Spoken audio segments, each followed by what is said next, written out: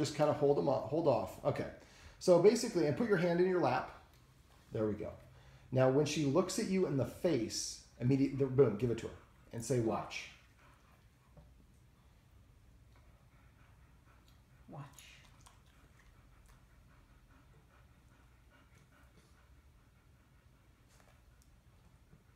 Watch. I wasn't sure about that one. That's okay. In doubt, go ahead and reward it first. Watch. I'm going to have to tag my mentor, Karen, in this video. Watch.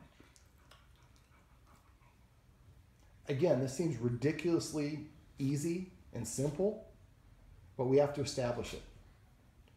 There you go. Oh, okay. Let's try again, Yentle. Watch. All right. So basically that is something you're going to need to practice inside when there's nothing around, there's no other dogs to compete with, there's no other dogs that are barking.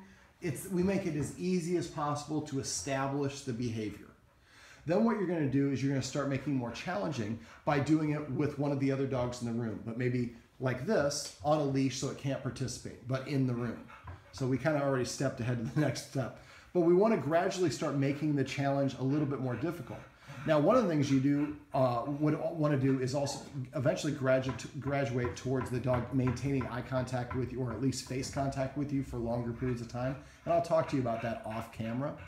Now, eventually, one other thing that you're going to look for is eventually we're going to do the walk. You're going to be out on a walk, and you're going to see a dog at a distance, and you're going to say, watch. Because of all the work you do inside, the dog's going to look up at you. As soon as it does, you feed it a treat. So now we're rewarding the dog for averting her eyes from something that's going to normally trigger a response to look at you. And because dogs can only focus on one thing at a time, now we've taken out the whole reactivity to the other dog. And now the dog starts to associate, well, eventually what will happen is the dog will start looking up at you as soon as it sees another dog. You don't even have to say the word watch. Now in Karen's book, she calls this an auto watch. So when the dog does that, she recommends doing what we call a jackpot, which would be to feed the dog like 5 or 6 treats in a row, and while providing verbal praise. So the dog's like, I don't know what I did, but I just won the jackpot. And so if we do that 2 or 3 times in a row when the dog auto watches, that means the dog looks up at you before you even say anything, just because it sees another dog. That's what we want. Now I'd also put the dog into a sitting position, because sitting is more subordinate. And if other dogs are around, if your dog sits and averts its gaze from that dog, that other dog is not going to perceive your dog as challenging it in terms of authority or position or anything like that.